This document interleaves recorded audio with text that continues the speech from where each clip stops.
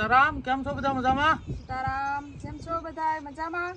હવે ભાઈ આ છે ને પ્રોગ્રામ કંઈક નવો છે, અલંગ જવું અલંગ આપણે. એટલે અલંગ જવાનું કારણ એવું છે કે ભાઈ ભાવનગરમાં આપણે આ પતરાનું જે કામ બાકી છે, તો ભાવનગર મહિના પહેલાં વાત થઈ હતી, પણ એ જે જોવે એવી ક્વોલિટી કાંઈ આપણને ગમી નહીં ને પાછું એ ફેલ થયું ને પાછું બીજી 7-8 જગ્યાએ જોયું ને હજી અલંગ એક વાત આવે છે કે ભાઈ અલંગમાં બને છે, તો ન્યાય આંટો મારવો છે, ન્યાય પતરાની ક્વોલિટી જોવી છે. અને ભાઈ આપણે એક ફેરી નાખવાના હોય, વ્યવસ્થિત ક્વોલિટી હોય ને આપણને ગમે એવું કરવાનું હોય, વાર લાગે એની સામે વાંધો નથી, પણ આપણને ગમે એવું થવું જોવે. એટલે હવે અલંગ જવા નીકળ્યા છે અને અલંગ જઈએ અને આગળ વાત હવે આપણે રસ્તામાં થોડી ઘડી કરીશું, એટલે રસ્તામાં એકાબીજીનો ટાઈમ જાય અને જમાવટ થાય. હો ભાઈ, અને હવે નીકળીએ મેં અલંગ જવા. હાલો ભાઈ, આગળ આપણે રસ્તામાં વાતચીત કરીએ બધી. હું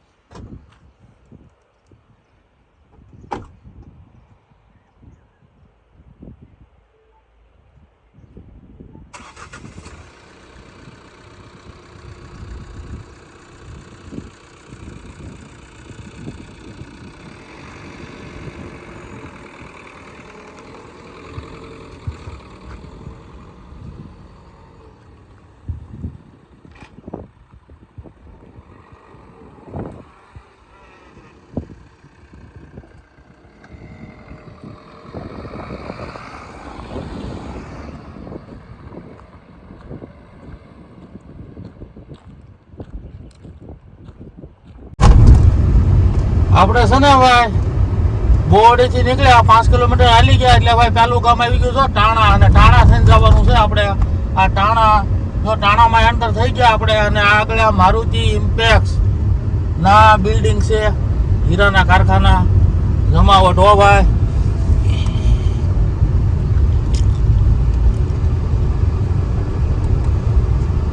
અને ભાઈ જો આગળ હાલ્યો છે સકડો, ભાઈ ગુજરાતની શાન સકડો.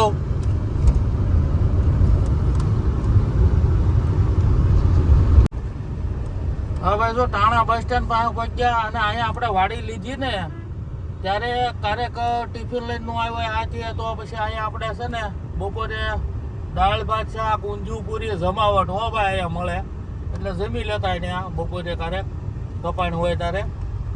અને આ જો બસ સ્ટેન્ડ કહેવાય ભાઈ ટાણાનું, એ એરિયો છે. ને હવે અહીંથી આ પાર કરી જઈએ અને ધીરે ધીરે પહોંચીએ ભાઈ અલંગ, અને અલંગમાં જોઈએ હું જમાવટ થાય છે, તો જે જમાવટ થાય એ લેવું છે, અને નહીતર પછી આટા મારીને પાછા તો આવશું જ ને, બરોબર ને?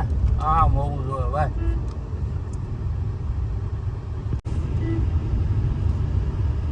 હવે ટાણાથી આ વરલ પહોંચ્યા, વરલ ગામમાં એન્ટર થઈ ગયા, અને વરલમાં થઈને હવે આપણે દિહોર, અને દિહોર થઈને પછી જે હાઈવે તળાજા મહુવા પછી જે નીકળી ગયો સોમનાથ હાઈવે કહેવાય, એ મોટો હાઈવે 4 લેન, ત્યાં ચડી જવું, અને ત્યાં રાજપરાથી વળીને અલંગ ભાઈ.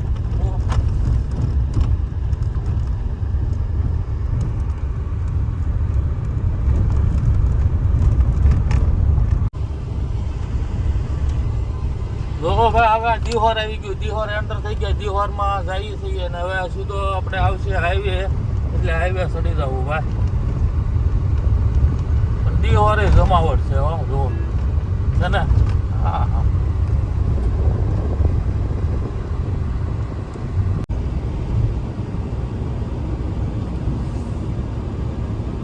હાલો ભાઈ હવે જો નીકળી ગયા હાઈવે ઉપર આપણે, અને આવી ગયા હાઈવે ઉપર. જુઓ સોમનાથ હાઈવે, મોટો હાઈવે 4 લેન.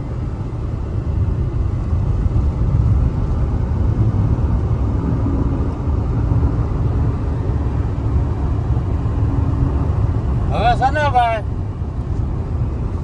કાલ ને પરમ દિવસે હું બેઠો તો 11 વાગ્યા હતા, અને ભાવનગરથી ધીરુભાઈ કરી નામ, ધીરુભાઈ, અને નોકરી કરે, એના 2 દીકરા હારો એવો પગાર.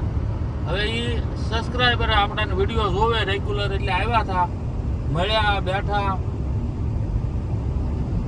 ચા નહોતા પીતા, લીંબુ પાણી પીધું.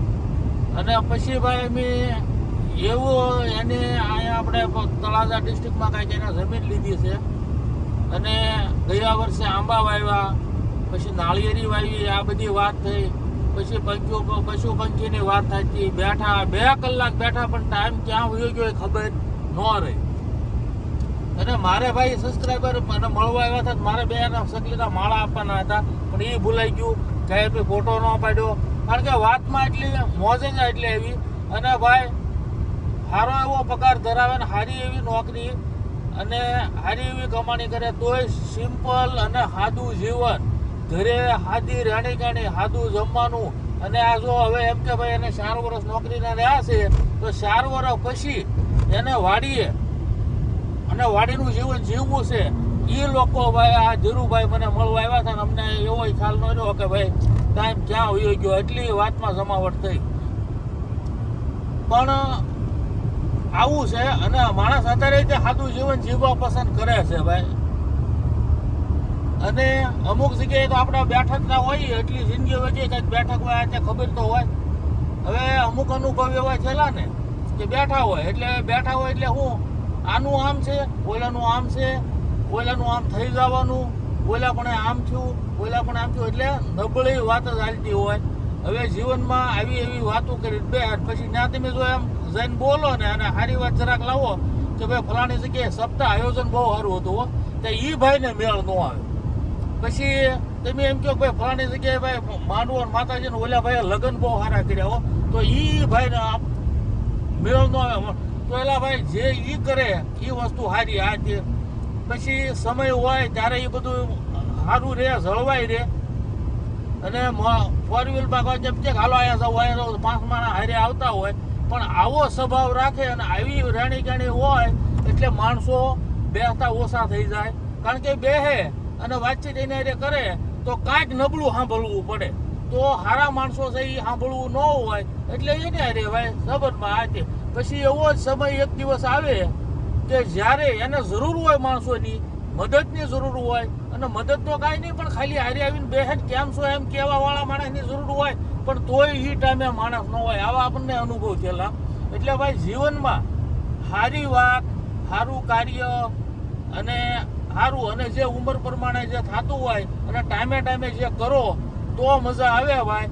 બાકી તો હંધાય છે ને જેવું કરો એવું ભરો એની ગોળે ભાઈ. જીવનમાં આગળ આપણે જુવાનીમાં આ છે ને આડાવળાનો પાવર કરીને કોઈને જવાબ ન દીધો હોય, તો એ જ્યારે આપણે જરૂર હોય ત્યારે આપણને કોઈ જવાબ ન દે. એટલે આવી હંધી વાતો આપણે જોયેલી, જાણેલી અને ભાઈ બીજાનું જોઈ આપણને કાંઈક શીખીએ નહીં અને જાણીને ખ્યાલ ન આવે તો ભાઈ જીવનમાં આપણે શું કર્યું કહેવાય. આપણે જિંદગીમાં બધું શીખવા માટે જ છે. તમે ગમે એ પ્રેરણા લઈ શકો. કોઈએ નબળું કર્યું તો આનું પરિણામ શું આવ્યું, તો એ લાઈને આપણે હલાય ન હલાય. એટલે આવા ભાઈ ઘણા દાખલા છે, ઘણું છે. આ તો ખૂટે જ નહીં. હું પણ હવે જો આપણે મોટું બોર્ડ આવી ગયું ભાઈ, અલંગ અહીંથી 10 કિલોમીટર હો જોવા. એટલે હવે કઈ આપણે પાસે ઝાઝો ટાઈમ ન રહ્યો ને, આગળ પહોંચી જવું અલંગ.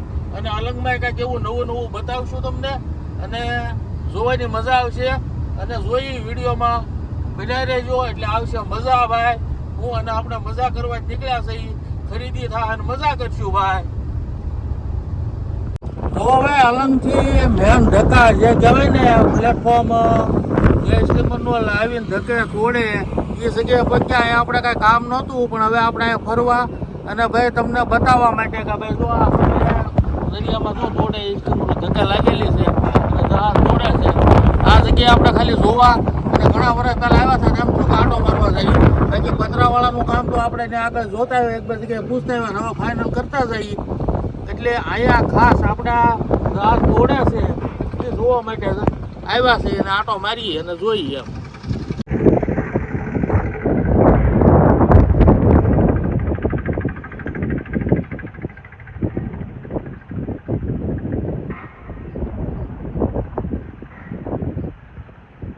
અને હવે ભાઈ આગળ છે ને આ રોડ ઉપર બધા અલગ અલગ વસ્તુના ઢેલા છે. એ ઢેલા અમુક 1-2 ઢેલા તમને બતાવશું અને બાકી રોડે રોડ બધું બતાવશું.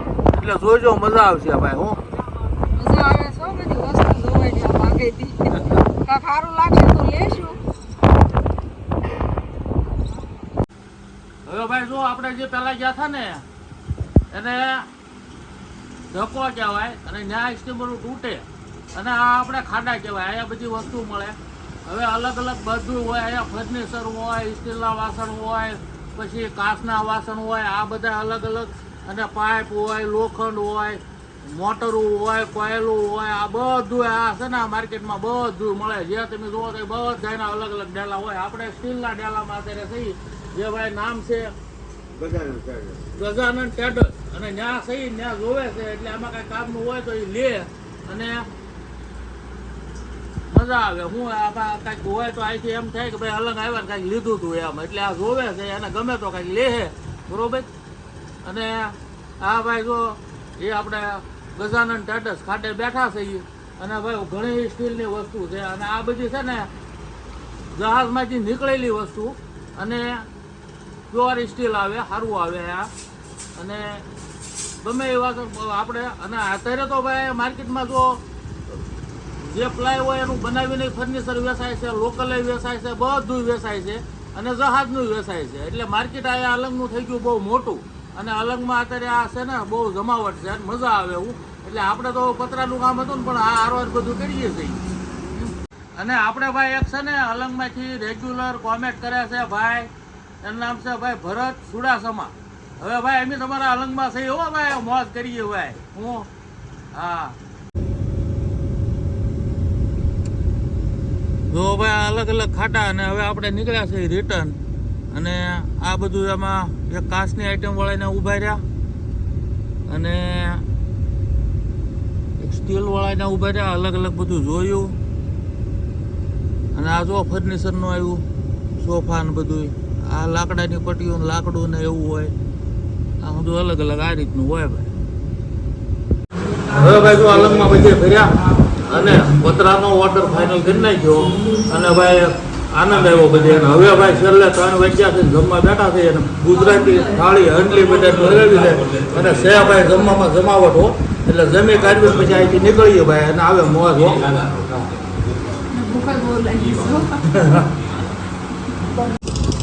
કેમ જમવા મજા આવી ને? 3 ટાઈપના શાક હતા, ભજીયા હતા ગરમ ગરમ અને ભાઈ છાશ મઠો એટલે ગરમ ગરમ રોટલી આવી હતી અને ભાઈ જમાવટ થઈ ગઈ હો, મોજ આવી ગઈ. અને હવે અલંગનું કામ બધું પત્યું છે અને પતરાનું આપણે ફિક્સ થઈ ગયું છે અને હવે પતરા નાખીએ એ પછી બતાવશું. મળશું આગલા વિડીયોમાં. આવજો. સીતારામ.